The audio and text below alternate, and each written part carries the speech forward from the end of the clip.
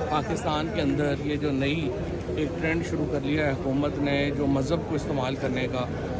کل راولپنڈی میں کانفرنس ہوئی اور فائز عیسیٰ صاحب کے اوپر جس قسم کے فتوے وہاں سے ایشو ہوئے ہیں وہ فائز عیسیٰ صاحب کا ظاہر ہے جو ایک رول ہے جو اس طرح سے انہوں نے انتخابی نشان لے لیا, جس طریقے سے انہوں نے ملٹری فورس کے اوپر ایکٹ کیا, انہوں نے اپنی کوئی لیگیسی تو اتنی کوئی شاندار نہیں چھوڑی.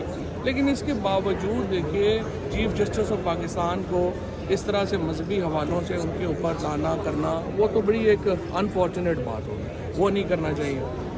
دوسری بات یہ ہے کہ پھر جو مسلم پرسنل لاء کو جس طرح سے ویپنائز کیا گیا ہے, آج آپ نے دیکھا جو بشرا بیگم کا اور وہ کیس تھا اس کو جس طریقے سے ڈیلے کیا گیا, یہ سارا جو مذہب کو استعمال کر رہے ہیں ان معاملات کے لیے یہ ایک بڑا تباہ کن چیز ہے.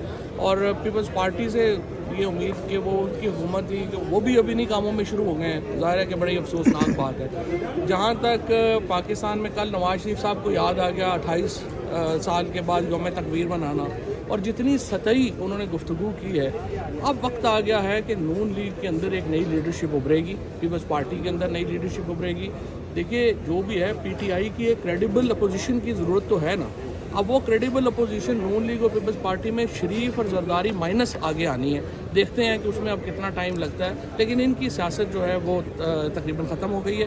باقی یہ ہے کہ ججز نے جس طرح سے سٹینڈ لیا ہے اسلام آباد میں, جس طرح محسن کیانی جیسے جو لوگ ہیں, جو بابر ستار جیسے جو لوگ ہیں, جو کہ عطر من اللہ صاحب جیسے جو لوگ ہیں, یہ امید ہے پاکستان کی سوسائٹی کی. پاکستان کی سوسائٹی میں ہمیشہ ججز کا رول بڑا اہم رہا ہے ڈیموکریسی کے لیے, جمہوریت کے لیے, بنیادی انسانی حقوق کے لیے, اور یہ ججز ہی ہیں جو کہ معاملات کو آگے بڑھاتے ہیں. تو پوری قوم اس وقت ان ججز کو دیکھ. شاعر فراد شاہ کی گرفتاری کو آخرکار وہ منظور کر لیا, مان لیا گیا کہ وہ ہے. کیا دیکھتے ہیں کس طرح مطلب یہ شاعروں کو بھی مسٹایا ہے؟